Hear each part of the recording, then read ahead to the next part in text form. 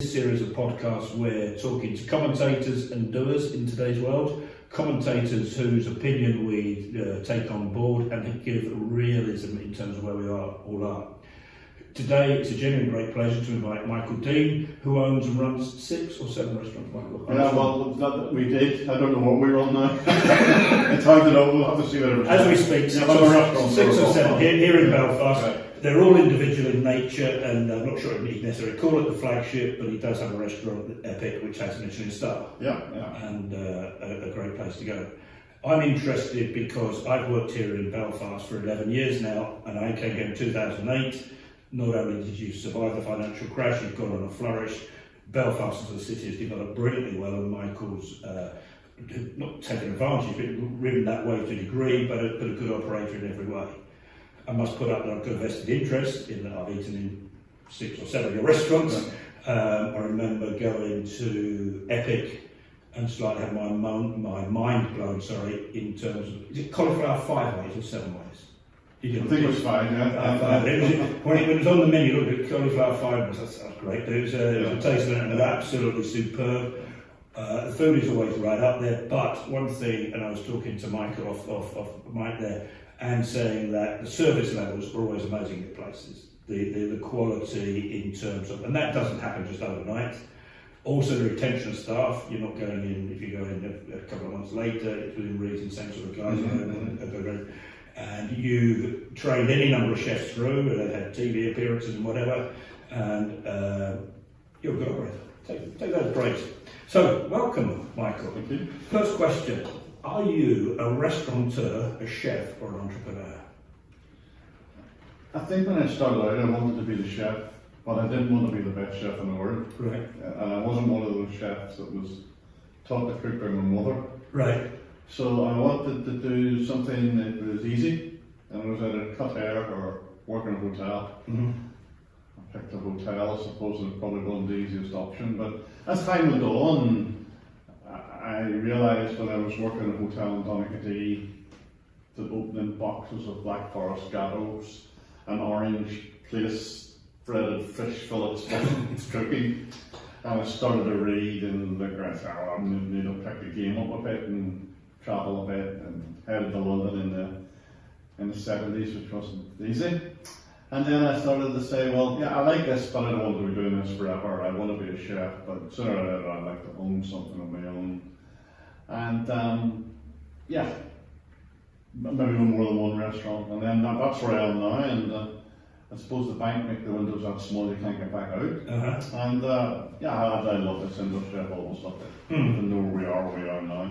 And I've grew up after my travels in Belfast, and I think I've helped him a bit.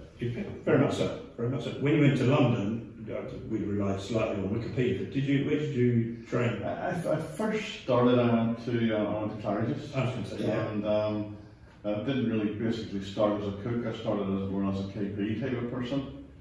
And being Irish, you're seen as being Irish, and it wasn't easy in the 70s. No, and we were all connected with paramilitaries or whatever you were expected. People looking at when you heard your accent. So I used to practice trying to change my accent quite a lot on the way to work, or if I was in the pub.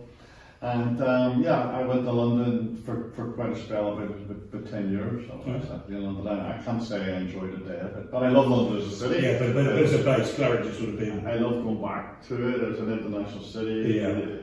The English were, and most of the English people were generally very, very good to me, and I loved it there. I learned my lessons there. Yeah, very good. But you didn't answer the question. You're a chef. I didn't call you a cook. Well, I would call myself a cook. I mean, the difference between a chef and a cook, cooks cook. I used to cook. I no longer cook. Yeah. But most of my sort of more serious chefs would call themselves cooks. Right. Yeah, because they're seen as the more respective. They're around the ingredients, how to handle the ingredients, where the source of the ingredients from, and the whole knowledge of it. A chef is probably more of a person that does take everything on board. You understand the business, you understand the margins, you understand everything else that's going on. So the people who cook are very proud. Good. I shouldn't have joked because I always thought cooking, like you said, my mother taught me badly. to be a cook. I mean, there's a bit, so I didn't have to be a cook. Yeah, well, I think that was the way we used to look at it. You know, there was the mother or the granny would be like, some people used to cook in the old days were sensational cooks. My mother was never a great cook. She got me into fried lentil steak and kidney pies and things like that. And I mean, she's gone a long time now, but I respect her for feeding me and bringing me into this. Absolutely. But I don't know you personally that well, but in terms of where I see you as an artistic entrepreneur. Apparently, there are two types of entrepreneur. There's the engineer or the artistic. Yeah. Entrepreneur is the analysis with the nature of its life, but driving it. The artistic flair, having that ability to see things and drive it. Yeah, and there's been some great entrepreneurs, you know, who are probably better at figures and better at. I think, you know, I would see myself more trying to create the dream. Being Pisces maybe does that, you know, a bit of a dreamer, this, that, and whatever. I never thought I would probably be able to achieve what I have achieved, to be fair, and to be fair to myself. And my wife, who was an ex-TV journalist who's in the business with me, would be very pushy about that. It has helped me drive the business, even though she had maybe sat in the back seat for quite a lot of it. But together we've been able to grow the business and grow up with the business. But I think the biggest skill that I would have would be that I'm in there with the people all of the time.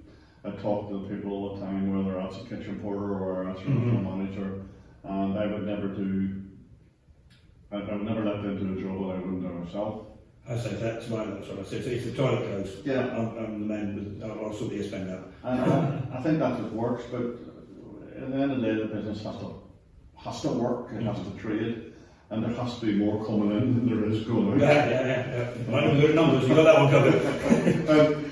You know, most of my guys are very good at that. And, you know, I think whenever all is said and all is done after where we are at the moment, whatever's left for hospitality, it'll be a different place, it'll be a better place. I think people respect people in hospitality a bit more. Yeah, I think there's a lot of that all round, isn't it? Yeah. Somebody you do, I don't know, and I don't mind tipping, I like tipping good service. I just feel it makes you, this terrible thing that's coming out, and then it makes you recalibrate things again. Yeah. So you get taxi driving, I was like hell from wherever he drives you to just say, if it's 12 quid, take 20 quid, put 8 quid, whatever you're going to do. I think that's, not we needed this to get a really record, but I think it's quite important what it will do. Is there not a sadness around that as well? Yeah, absolutely.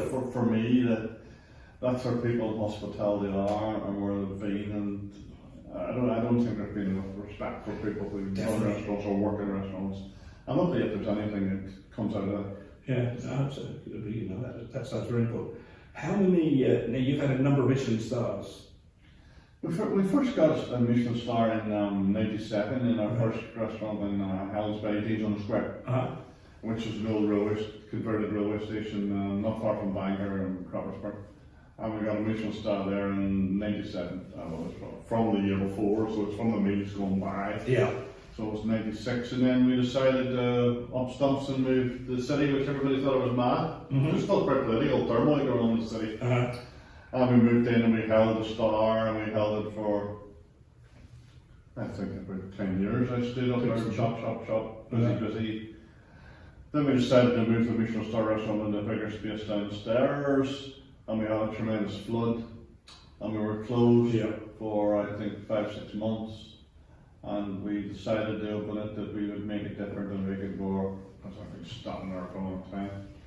And we decided to make more of a brasserie offering, blah, blah, blah, blah, and Michelin decided, rightly so, to take the Star. And they took it away, because we were where we were, and we needed to rebuild. And when we expanded again, when Equinox, the gift shop, closed, we went in next door, and we opened Love Fish, and we opened Eric, which became the Michelin Star restaurant. So it's still there. Absolutely. So the Epic carries its star, and a couple of your chefs have done very well on TV through there. Yeah. I mean, there's quite a lot of people from Dean's have appeared on British Menu. I think about 5 or 6. The two most famous ones would be Chris Ferrin, who appeared on the Royal Banquet in the first one, whenever it was a year of centenary. And then we've had Alex Green in the last 2 sessions of Great British Menu for the last couple of years, and he's been grabbing dish each time. They've both of them been superstars, you know, they really have, and they've stayed with me, they're still with me, and I respect that, and I'm not saying they do what they want in the business, but you know, with a certain degree, when people have that creativity, you cannot put too much financial pressure on them. They've got to be creative. Yeah. And both the lads are very creative, and you need that mix, don't you? That balance, especially when you go Michelin Star. To that level, it's got to. Yeah, you need to be totally creative, and you need to be out there, and you need to be 100% committed, 24 hours a day. And Alex and his team are very like that. The restaurant opens the same time, closes the same time, same days on. It's the same person doing the same thing all the time. Yeah. And it's about consistency. It's not about rocket science. It's about delivering a product again and again and again. And it takes a strong mind. Mm-hmm. I said, I think my favourite restaurant you have is Dean's of Queens. Mm-hmm. The whole setting at home and seeing what you're doing outside. I know that's obviously a COVID measure to a fair degree, but struggles to be beaten on seeing you and your good lady take a bottle of sauce there, the bottle of rosé there on a perfect day. We don't get overly blessed with the weather here, but when you get the day there, you want to be in those settings there, and they always is it. I don't necessarily, everyone's got to be careful about the cost, but it's the value you get there, the setting. And again, go back to your team. That rocket beer you do, your own brew beer, which is like rocket fuel, and it's all good. And it just makes it, I just with man and life. When we came out of lockdown, this is in Blowing Smoke, that was where we went first. And it was just a joy, because going back to you saying about appreciating things again. Yeah. Well, yeah, Dean's of Queens is a funny one. Of course, it's owned by the university. Yeah. They decided to close the old Queen's Common Rooms where it was and opened up a brasserie, which they decided to call Weatherstones, which didn't work. And they came to me to get me to have a look at it to see if I was interested in taking it. And I said, not unless I was able to put a whole front of it. Mm-hmm. The terrace need to do that. And they said, well, looked at me sideways and said, you couldn't do that. I said, well, go and speak to somebody else because I don't want it. Yeah. 14, 15 years later, we have it. And it's worked well, and I think I coming out of lockdown and coming out of lockdown again, it's definitely the most successful restaurant in Belfast. It's the safest. We were happy enough to go back in, took a seat night, whatever. Mr. Swan then started to throw all these quite silly comments about starting to people to eat and drink in car parks and do this and use the outside space, and you know, just comments which were a bit out of control. To be fair to the man, he's got a hard job to do, and we know that. So we went through all that and looked at that, and then what I decided to do was build like an electric room, which the guys are doing now outside Dean's of Queens. So it's a whole folding canopy. Yeah. The windows are all electric, so nobody has to touch them.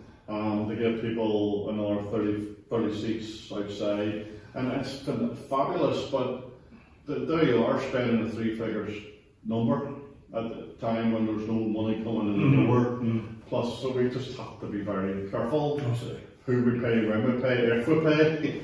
And you know, that's when the entrepreneur and the business side has to come out. And I think when we get half-hearted advice on laws, you know, what is the rule of 6? What is a rule of 6? You know, I mean, rule of 6 people at one table, but now if they come from 3 households, they can't eat. They've got to sit in separate tables, but they come down in the same taxi. Yeah. And people like me cannot understand that. That's what I was going to go on to next, and obviously the way COVID-19 has obviously affected you and your businesses, but primarily we've got here in Northern Ireland is obviously the month lockdown essentially. Yeah. And you and I sat here, apparently the boys and girls sat down on the hill there 2 hours later, hopefully enjoying a lovely lunch with some wine, but they can't come up with decisions. I mean, you'll be frustrated as hell as we live it, but what I'm more interested in is saying, how do we think this is going to pan out? We were talking briefly at the beginning there about the effects on cities, and we've an office in Leeds, which is the area is devastated. It's quite neat. We were both telling about experiences in London. They're completely dead. How do you see things? It's almost like we call it like the Mystic Meg section. The Mystic Meg in the lottery. You can tell us what's going to happen. What do you? Well, to be honest, I think there has to be some type of vaccine antidote, even if it's only for half the people or whatever. And we have to get some belief back in this city. And I can see the harm that it's done to people psychologically, mentally, confidence-wise, it's already on the deck. Yeah. I think even if you're working tomorrow morning, it's still on the deck. And I remember going back to the last big issue, which this is a bigger issue, and we went back to the flags, as they called it. I was going to bring that up, exactly. Now, flags was a time was absolutely desperate. Absolutely. Absolutely desperate. And, the people were everywhere, and people have got the right to protest. I understand people have got the right to protest, and I remember being on the dreaded television and a few shows with some of the people protesting, and they say, well, why don't you stuck up a stomach and chain yourself to the gates? What are you doing walking along a road outside against Deli with a mask on and a flag? I respect the flag, I respect both flags, whatever flag you want to fly there. But business was brought to its knees. It was really on its knees. And the thing that took us out of that was obviously someone had the brains to employ somebody like John Keane from Ardmore, who developed the Take Back the City sort of campaign. And Take Back the City was everywhere. And there was people came from Dublin, they came from London to try to help us rebuild the city. And we put, I'm not saying put cheaper wines and cheaper food on, but we're very price sensitive and very confident around that. And we actually got the city back. And this seems quite like the atmosphere when we had flags. Yeah, the flags I remember, because I say I worked here 12 years, so about 2012-ish, wasn't it? I remember how it changed the dynamic of the retail here. Yeah. We used to have an office around on Adelaide Street there, and on a Saturday morning, if I was going to the office, you'd struggle to park. Town used to be packed, all the side streets.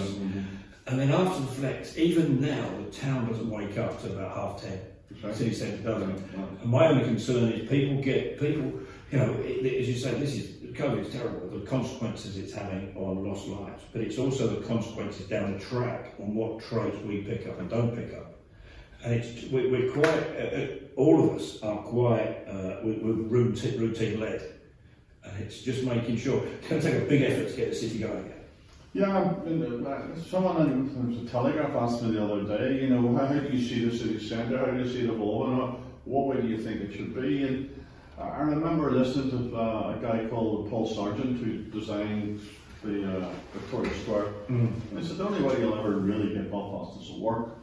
If you get the buses and the banks out, and you start to build the hospitality around the sidewalk, and get the light right, pedestrian right, whatever, and people laughed at him. And I was not so long ago driving down through Spain and came to this called Salamanca, and they have got the most wonderful square, which is not a lot different for Belfast.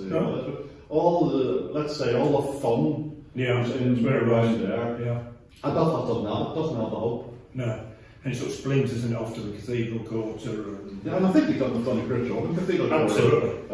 I think it's lovely, but it's split. It's just far too split. And I think, we had the sort of commercial sector in the business sector in Bedford Street, where we have in the Deli. It's full away. A bit like you used to say. That's where we were. Around Adelaide, and we used to know it was coming quite regularly into that. Because you get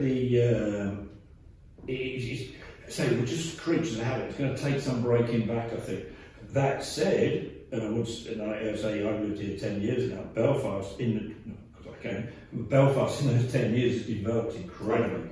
And Reliant Smoke again, more the likes of you, the likes of Willie Jack when he does the bars down there in the town, and all the other there are a lot of good operators. And whenever we get friends here, they love it, always love it. We know that tourism's going really well, we've Dream Apartments are going really well. So it's not like we've got to start again. We've got this great thing. From the last recession, that dragged because the banks took forever to sort out what they wanted to sort out. We dealt with all. I always do that because that's the square, not anything religious. The three are and the other one down the road. And it took forever to sort out. Good men and women having to nail Morris Hyde. This time, I think it needs I wouldn't leave it to, we won't get too involved in politicians, but I wouldn't leave it to them. They need to get somebody who has an idea here, because this character is crazy. And times will be taken away. If I was 25, it would be different, but I'm more than twice that now. And it's just having the balls to get back up and saying, well, how do we do without making a mistake. Yeah, but it's not necessarily saying that you, it's saying the whole thing. There's some good people in it. Certainly, everyone falls out of it, but it's enough of talking. Have somebody who really has done it. I know we've got the Belfast Chamber of Commerce who did a great job. I was going to say something back to your guy there saying about let's have the square and that for have a proper plan. How are you going to get people back here? You know, they lost Flybe, they've got Aer Lingus, they need to be looking at how they can make sure it's becoming a really good destination for all sorts. I think an entrepreneurship in government is important. Exactly. And I think that's something we're lacking with a wide gap. Or we put more and more levels of bureaucracy, if you go to England, you've got mayors of cities, da-di-da-di-da. They used to have an entrepreneur in residence in David Cameron's day, but that hasn't been replaced. That's right. Yeah. Tomlinson, who's not a bad man. And you've been sort of very open and very vocal, but in a good way. I rant. I don't like ineptitude, and I don't like being preached to. That's not a religious thing, but it is. I don't like being preached to by people who don't know. Well, this is a difficult thing, and we've reached out many times through this and said, well, why do people not talk to us? Mm-hmm.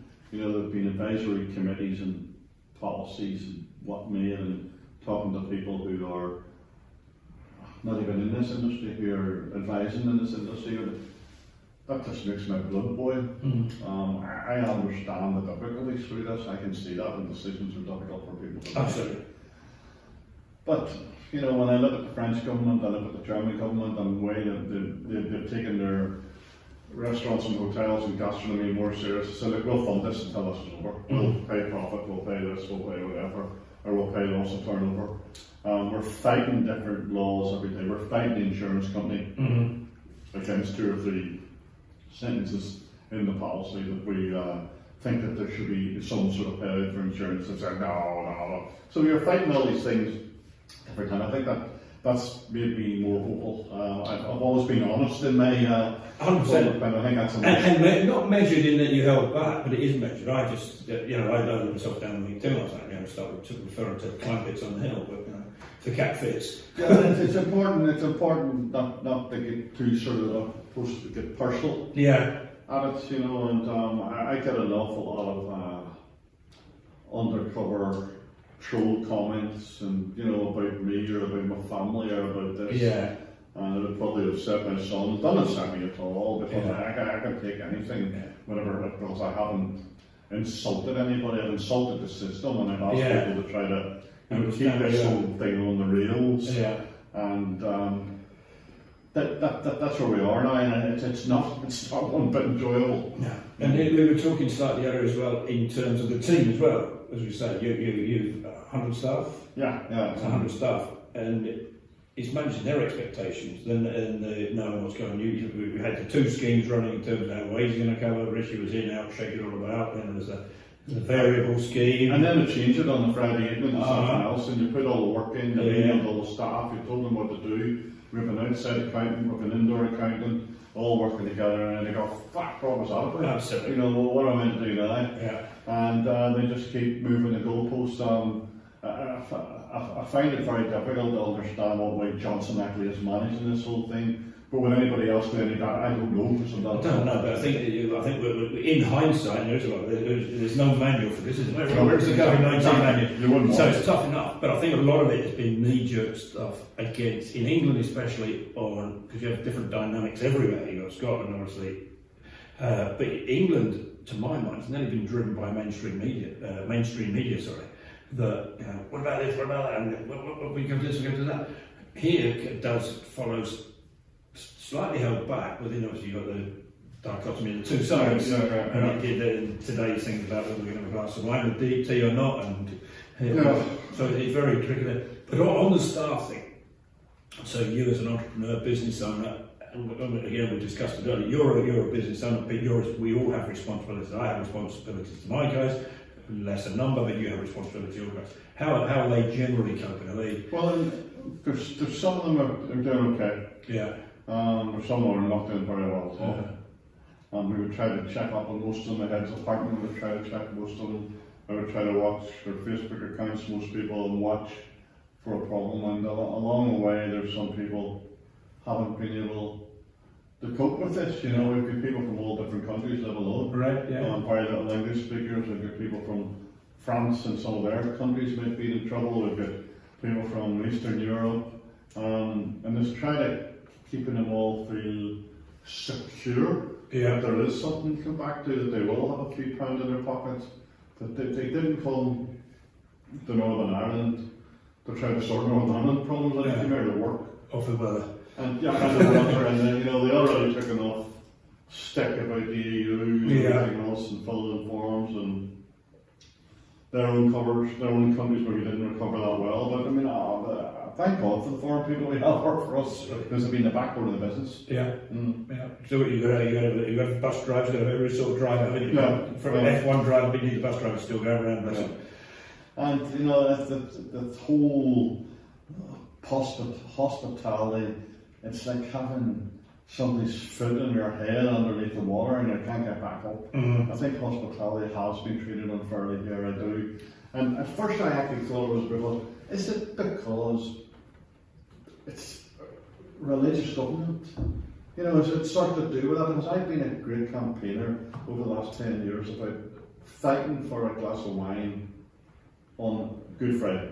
Yes. And there's been certain governments have said to me, well, can you not do without drink for one day?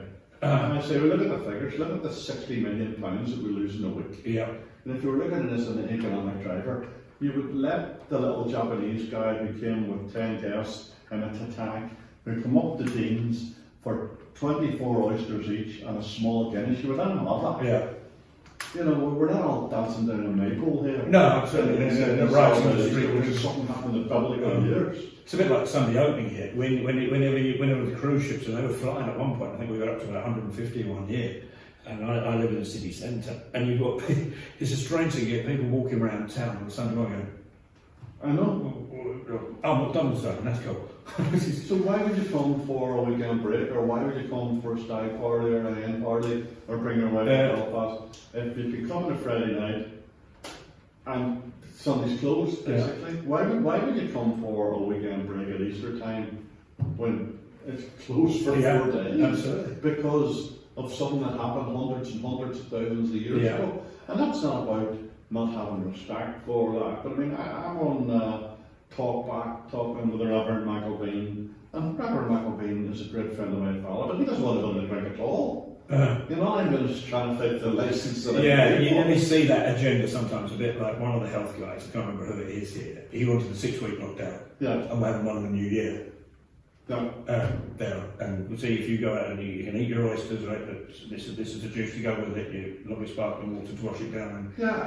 I don't understand the battle with the alcohol. Like, no, but the thing that I can just go back to be really heavily complaining for a moment, because whenever they did decide to let us open, and I said, where is the document for compliance? Mm-hmm. When you open, surely to God, you have to have A, B, C, D, E, and F. Yeah. So they said, food eating pubs, food driven pubs, I don't know what food driven pub is, but anyway, they're allowed to open. People buying empty pizza boxes and selling them on tables. Yeah. People showing bills of 24 pints of Heineken and a kebab, which didn't even come from the premises of that place. Now, why has the people who are running the country not policed that? Absolutely. This is what's happened here. And then they tell us to close at 11 o'clock, close, customers, staff are out, walk a few streets away, people still in the fast food bar, spilling the off licenses. I take my son up the road in the car, and there's 5 policemen with a breathalyzing gun and a speed gun. Now, that's being lumpy. Because the PSI obviously haven't been told that's what they'll be doing, yet the politicians are still sitting around the table fighting for who's right and who's wrong. It will be for that way more than I was. So, let it be right, and let us get on with it, or close us down until there's vaccine fine. Let's close us down in March, or if that's what it takes, and try to help us all. The direction, it's almost like it's nearly death by 1,000 cuts, isn't it? Yeah. You know, we had Friday would be the 4th week, and here we are in the last week, and we're still not sure because we're just having a bit of a row up on there.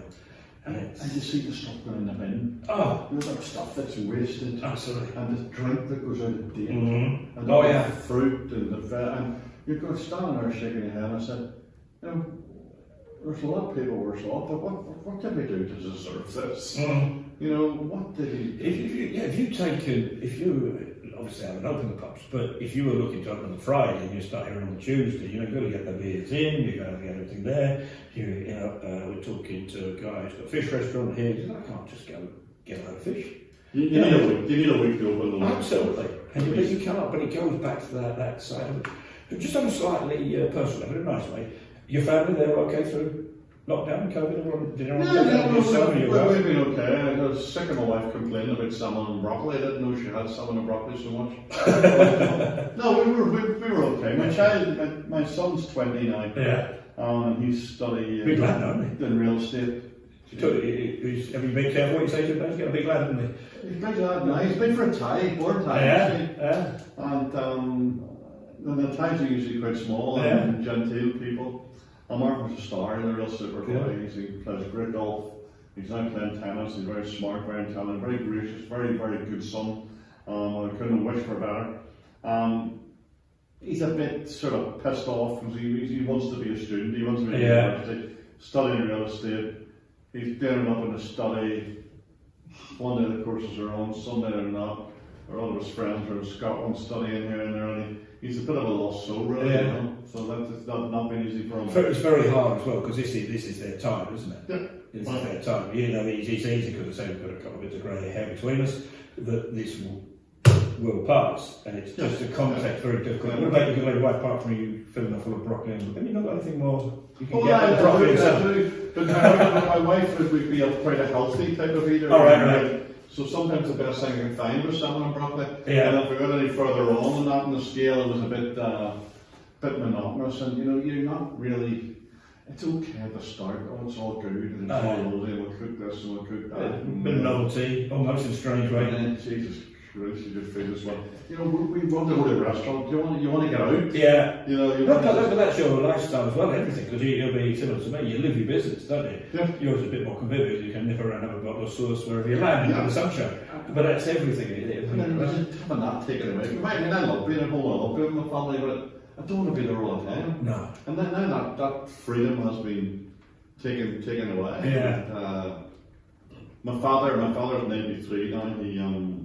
He married again after my mother died, and even though I want to go and see him, I would be careful about going to see him because I'm on the front line in the restaurant industry or whatever. And at that age, I would be worried for him. So, but he's a healthy man, he's in good shape, and we're in touch by phone or messaging most days. Yeah, that's a good phone. What about, so in terms of, as I mentioned earlier, we had the 2008 crash and everyone took the wallet they did here, and then there's a long haul. In terms of that, I don't think you may have thought about this consciously, but what sort of skills did you learn from them, how to survive what you're doing now? Anything come to mind? I think a lot of that came from the sort of early days in hospitality. Yeah. When I first went to London, I was sleeping in a car. Right. That sort of thing, and I think you've just got to pull on your resources. I sort of get better at colleges and stuff. I did go to basic college courses, but they didn't teach you how to fix a plug or make a sink and learning all that as you go along. So I've always been a good survivor. It's been a strength, I think. Yeah, I spent a lot of years by myself when I was learning how to find my way in the restaurant so that I wasn't getting muddled. I stayed out of the way of relationships, I stayed out of the way of a lot of things. Because when I was working in the Dorchester, we sort of start work at 7 in the morning, and so it means you had to get up at 10 past 5 to get the tube, and then you had to run for the night bus at 1 in the morning, and you get home by. That would have been a challenge back in those days. That wasn't a joy, was it? The old night bus out of London. Finsbury Park, number 82, I got the night bus, and then you're home about 2 o'clock, and you're back about 3:30, 5 o'clock. So I found that quite tedious, but good discipline. Good education, living that type of life with virtually no money. Just got the tube pass, maybe enough for 1 pint of beer, 1 glass of wine when it had maybe finished out. That was it. But so that gives you like, it's like anything. It's very difficult today as well because there are different pressures, but it's that almost like builds that tenacity, doesn't it? Yeah. When you do it, we all have bad times, I've had bad times, you have bad times, and it's hanging on to those things. At the minute, it's very, very tough, especially for a younger generation, because it's come out in every which way. Oh, You know, and you mentioned your son, I'm not going on about him, but he just said, well, actually, you know, what the hell, you know, and you know, and then you get this bloody thing every now and again go off the social media side. It's tough. and then they don't really, the younger generation don't take this that serious. No. They're quite happy enough to say, oh well, we'll not get it, somebody else. That's the rebel youth. Yeah, well, that's the thing. I went past, I was walking walking around town, and I came past, everything was still open, Weatherstones was open. And it's big, you know, put all the plastic booze in there, and I think for 4 people, like, very lads it was. But part of you went, for Christ's sake, guys, and the other part, that ain't going to work, is it?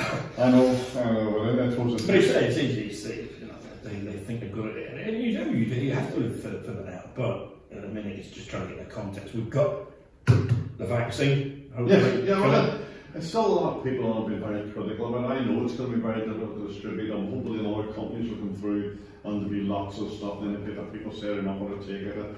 There's quite a lot of negativity in about everything. Yeah, but they even finished the other night. It was one. I don't watch many of the press conferences because I put my foot through the telly on every phone. But the other night they had the Brigadier on. They had I think it's Van Town the wee guy that's standing in the box. And Boris was waffling on and more cliches and analogies you can ever get. The Brigadier was quite good in terms of this is what we're doing, no point, that's going to happen. And the Van Town came up, and he was quite good. He was quite upbeat. Yeah. Went to the BBC News and said, well, what do you think this means? Yeah. And I thought, They're not much in the bad. I put a bit of a smile on the face, love, and we'll move on. But it was, it's going to be very difficult to apply. There's 60 million here, da-di-da-di-da, and 25% said they don't get it. Do you know what? Absolutely. I'm not looking at children first. Look what's through here. I'm a restaurateur. No, but so we got that. So we think we hope it's going to pan out, and we'll get the vaccine, and that should be. I think what we have to prepare, and I think it's not. We have to look at ourselves as well as individuals. I think in terms of our body maintenance. Your father's a brilliant example. 93, grade 4. But there's been threats of this of SARS, bird flu, da-di-da-di-da. This one's come on. We're not prepared for it. We need to look after it so it comes back to 4 days for years. Good eating. No, we've been on the back foot. We've been back foot now 6 months. Yeah. You know, and where my company would be reasonably profitable, we've done okay. I thought maybe another 5 years would have been okay. Yeah. Now it's going to be basics. Starting over again. So what is it? Obviously, we've all got to recover one way here, and then it's you consult. Do you think you'd ever retire? No, I think. I mean, I think to be honest, I've probably taken a couple of steps back. I manage the business more than I work in it. I'm still there. But, you know, at nearly 60 years old, you know, I'm not be playing the Premiership. The boys will look at me saying, see, not get this, because they never get that. Let's do it. I wish you'd piss off. You know, so, no, I wouldn't retire. I think once you throw the towel in, it's over. Yeah. As long as I can keep my health, I will keep being, you know, something to do with hospitality. Maybe we should start a restaurant. That would be what we have at the moment. I might be grilling steak at the beach in Portugal. I don't know, but it'll always be something to do with food and wine. I mean, it makes the word go round. Absolutely. I think it's round the table. There's nothing better, round the table with friends. And, you know, I've asked people that question, and, you know, give me a better solution or a better frame of mind what you'd rather be doing with. And to me, that's what I've been part of. And, you know, medics play their part and you're respected, and the most important thing in the world to keep people's health. But we play our part too, and it's having respect for other people's professions. Yeah. And I said that to Dr. Colin Black the other day in one of the bits and pieces we're on. I said, well, don't consult our profession as much. It's not hospitality against medics. It's not hospitality against schools, hospitality against churches. We are hospitality, you're medics, you know, so we respect your profession. And massively, similar sort of saying, it's massively part of our psyche. Is to, you know, we've created this not just the created the economy, therefore we should support it. We enjoy it. There's nothing better. And it's again, I'll go back to that meal we had after lockdown. We came to these quiz. It was a beautiful evening in every sense, and that's what it's about. And if I'm fortunate that this is almost like a reset button, not plan A for sure. Let's make sure we learn from that. But there's Northern Ireland as well. We always get our friends from when they come from England. I always say, jeepers, don't they laugh loud? And it's again back to the psyche and the ability to sit down, enjoy it, a couple of glasses. The soothsayers use that one where they go, yeah, you surely don't need to drink. You don't need to drink. Just tell us you're having a lovely meal. It's either a fine piece of fish and a lovely glass of wine, a beautiful piece of beef and a glass of red. The world goes round a lot nicer. And because we're so close to the hospital, we get a hell of a lot of people from HSS coming in and eating with us, dining with us, and say, oh, thank God for Dean's Queens, thank God for Super Bowl. Absolutely. And they have to have something at the end of this as well. Absolutely. No, they're not going to go home and order a pizza every night and sit and lunch at time and get a Coke.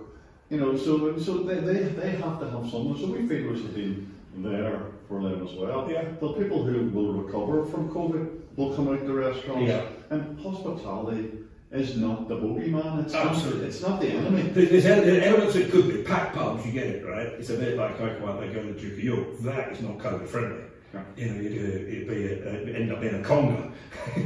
Just follow around and that's it. Someone needs to go to the loo, everybody else. But when you've got things like when they've changed Filthies, it's made that into a square bar, big open doors, in you go. Queensland itself so well. Good thinking there, yeah. That's what's testing. Yeah, but it's those sort of things there. But so in terms of where you are, it's going to be consolidation in the immediate term. Yeah, we'll see what's left. See what we can put back together. Mm-hmm. Hopefully, we'll get it all put back together. Maybe we have to think differently. Maybe we have to.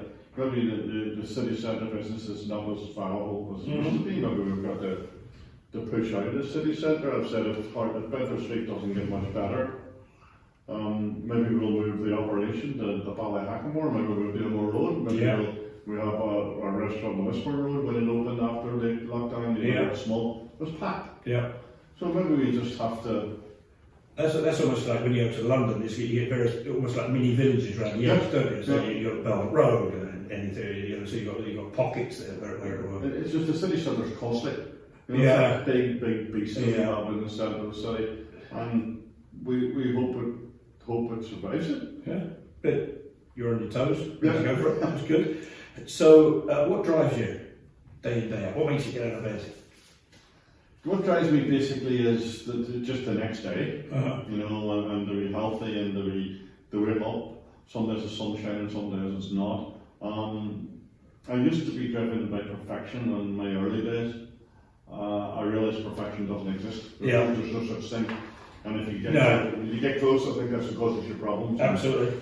So I just do what I do. I try to make it the best possible way I can. We buy the best things, we buy the best wines, we give the customer a good experience. Mm-hmm. And we're not brain surgeons. We're hospitality and making people feel relaxed. And not everybody's happy who's in the restaurant. A lot of those people weren't happy before they went into the restaurant. I mean, we can't. Everyone's an expert now, aren't they? When you're Deane into Carmen, so that's the great little Italian you've got the Lisbon Road there, and on the lasagna it's a lasagna. Yeah, exactly. But I've seen somebody going there, and I think their experience of lasagna may have been a couple of quid, and when it was cooked, it made a noise that went bing. This is, hang on a minute. Very rich red wine reduction. Absolutely. Very rich is that. I don't think I can eat that phase, but I think you're too much. The cameras work well for us. Yeah. But he's that sort of, everyone's an expert, aren't they? You see, a friend of mine's got a pub in the Yorkshire Dales, and he'll do a deal, 15 quid for two, and whatever it is, right? And the people are buying. And he goes, this steak's not that good, is it? So that everybody knows the great public are doing cheapest 24 hours. That's one thing I was going to do on your side of the thing. Too many career programs. Oh, absolutely. They've exploited it. Absolutely. Could you? Those phones are overrated. It's about not a loaded question. Do you love what you do? Do you love what you do? Oh yeah, totally. Yeah. So I was saying a little more about getting that. Totally. It has its bad days. It has good days, like any relationship. But I do love that. Otherwise, I wouldn't be in it. No. There would be There'll be a lot easier things I could do. Absolutely. Definitely, but no, I love it. Because the overtime rate's not good in your job, No, is it? no. There ain't no overtime. So we'll do, if it's okay, what we do here, you know when you fill out a computer thing, when you fill out a form, we call it I'm not a robot, so we're going to check that you are a human being. Yes. Just I do want to explain the heating is on. Mr. Deane just feels the cold, and that's why he left his coat on, just to make sure I think they're a bit tight. Right. Apart from your stable, what would be your favourite restaurant? And it can be, start off anywhere, and then I might push it down. Well, I mean, we used to have a restaurant in Belfast called the Sun Key, Right. which was an old school sort of Chinese, proper Chinese. Right, yeah. The Chinese had their problems in Donegal Pass with paramilitary and everything else. And even though it's sort of semi-Chinatown, it's not what it was like. It's not what it used to be like. So I love that type of place. And, I'm a big fan of Oriental food. I travelled in Thailand for quite a spell. It's very hard to go to one of your old style restaurants. Yeah. I've been to a lot of high-level 3-star Michelin restaurants. I've got a great restaurant I go to in Portugal called Vila Joia, which is right on the cliffs, looking at the Algarve with the water. I just like food. I mean, if somebody gives me a sausage roll and it's a good one, I'll enjoy it. When you're eating in those, say you go to the finer restaurants, do you find yourself being really critical of it? Do you sit down and go, that's beautiful, I'll eat it, or you try to work out? Whenever I was learning my craft, I was very much like that. Uh-huh. And I think in every 3-star Michelin restaurant in the south of France, we used to have some property down there in Saint-Tropez, and we went everywhere, and I was very critical. I'm very cross and annoyed. Yeah. And then it stopped all that. And I think that's why we moved to Portugal. We have property in Portugal now, which is not just so food oriented. It's more fish on the beach, the sand, the vino verde. You know, I had to make myself a bit happier. Yeah. And stop cross-examining. Yeah, that'd be the thing, isn't it? And you find that a lot of high-end type of chefs are a bit grumpy. Yeah. Because they're trying to find the perfection. And there's always a better meal. I was in, about before lockdown, or in between lockdowns, I was in the fish restaurant around there, and it was great to see somebody from Ox and somebody from Muddlers sitting down and fish and chips, 4 o'clock on a Saturday, and off to create whatever they create and do whatever they do. Well, that's it, you know, and I mean, I think what the boys in Ox have done is superb on Muddlers, and fair play to them. They'll probably be still there for a long, long time, even if I was put my hip or not, you know, a bit younger, but I wanted to try to deal, even when we had the Star for all this time, I wanted not just to have be at the high end, and that's why we did the Deli, and we did the breakfast, and now we did the Cannel, and then, you know, you go into Queen's on a Sunday, and there's, even in lockdown measures, you still do 200 covers in there on a Sunday, so you can feed the masses and give them that taste of something a bit better. And whatever form it takes, a bit of an experience and a proper, you've gone out. And this, you know, a lot of people don't sort of get the high end. Yeah. A lot of people never be in a Michelin Star restaurant, but they'll be at things at Queen's, which is maybe as close as. Yeah, absolutely. Enjoying a bit of somebody roast or whatever it's on the thing. So no, it's good. It's good. I would have put that. I mean, it's not derogatory anyway. So you were talking about Chinese. I had one where we lived in Yorkshire. It was called Decorado. It was a mucky Chinese. And if I used to work till 5, then sometimes I'd go get something to eat and then go back into the office. And I used to go in there, and they used to be all sat down. The family sit down, and they're giving it full on, eating whatever they go, and they get awkward. Oh, come in. Why don't you sit down? And all this sort of go. But 2 brilliant characters, they showed levels of service. So the guy was the happiest man to walk this earth. Silly, ridiculously, bordering on looking silly, smiling too much. And he used to say, I once made an order, my surname is Bell. And I said, it said for Bell, okay. He decided I was called Bill from that day. You couldn't change it, no, it's Bill. And so he's having it up, so hello, Dicker, how can I help you today? And his wife was, been utterly blessed with too much happiness in her life, bless her. She used to go up and phone like, listen, it's not a racist thing, it's not doing anything ridiculous, but she used to go, what do you want?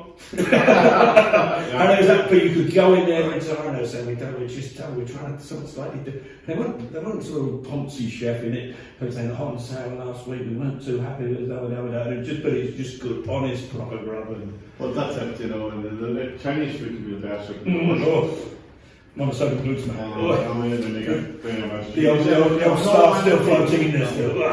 And I love the Indians, I love the Japanese, I love all that sort of type of food. But I think European food is right up there in most places in Europe. I haven't travelled to the States that many times, but I still think that Europe has a lead. So much, yeah. The Americans, the Australians are jealous of Europe. It's so like with anything for them. Right. And stuff like that. Right, another one for you. Takeaway food, junk food. What's your favourite? What's your takeaway food? My son's a big fan of McDonald's. I haven't had McDonald's for years. Yeah. But I think it's probably one of the most consistent products in the world. It's the same with Tokyo's and Melbourne or whatever. And improving whatever they do, and they look to improve. Yeah. So I mean, I like if you get a great kebab, I would really love a good kebab if it was a good one, or great pizza, great anything. Yeah. But there's a lot of rubbish out there. No. And we've learned a lot doing the takeaway food. We have good days and bad days ourselves in the restaurant doing it. But you get to take away food and on social media, somebody will photograph of it and it'll look like a biggest pile of shit when it's set it up. Absolutely. So you do your pictures on social media. So I'm trying to get guys to just put stuff that goes in the bowl and it looks nice. It's a hard one. You're right. Fast food's fast food, and I don't know if this takeaway thing's really working. It's working okay for us. But it's such a big business that goes from there to there. It's hard, and it still has a lot for us to set up, and the office guys have to do this and do that, and it's not the most enjoyable part of our business. Almost like a necessary evil to keep everything just So hopefully we'll not have to do too much. I mean, when people start to make comments in paper that takeaway food is new, now I just disagree with that to say we'll just let it. Now let's hope it ever comes. You'd be very sad with Dipper, don't you? It's too just chalk and cheese. You're not saying you don't compare the same thing.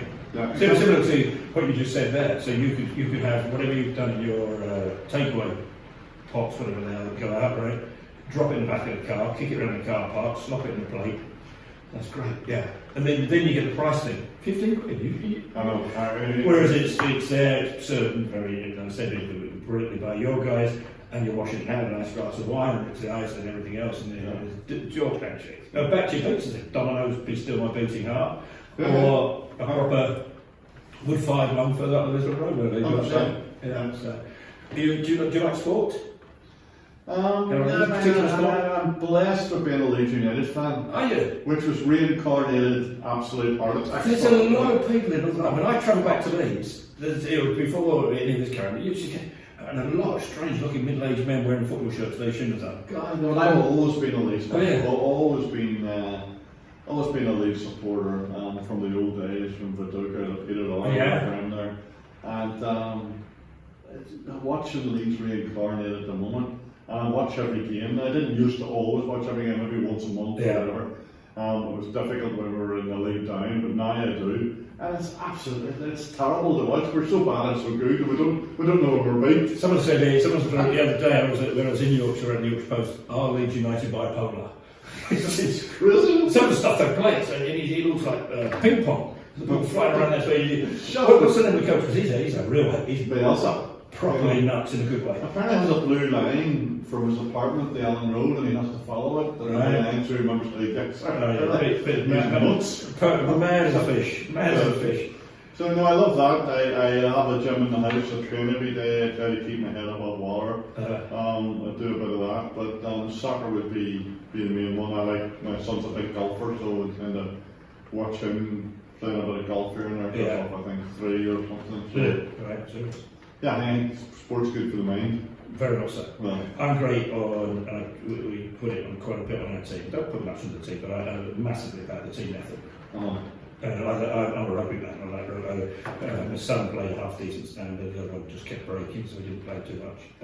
And the ethos of rugby is great. Yes. And I like football, but I don't like at the minute where they have to create the atmosphere. You think, how stupid are we? How stupid are we? You have to go, hooray!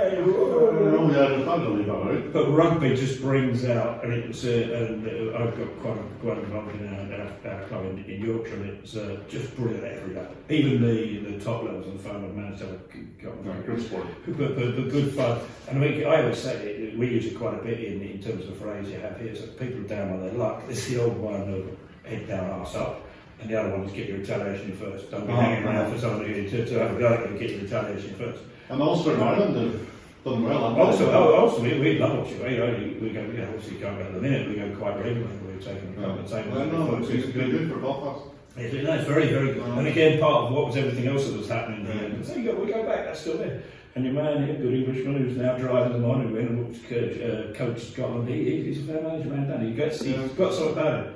We were okay, and then all those years ago, we won the Heineken, and then we got bad for a while, but now we seem to be. It's almost like a monkey on the shoulder, so they've got to shake that off. Because every time we go into Europe, it's like Leeds United will be, back in the day, Don Revere, that team, you shake it off. Yeah. It's like Liverpool, eventually in the league sort of thing. And, now, in terms of what you do in your wine selections, how do you go about that? Because you've got your house whites, which are both very good. Got our house whites, which we called Shadino, which was my good friend of mine started a restaurant called Shadino in Dublin. Dino was my nickname when I was a kid, so we went in between that.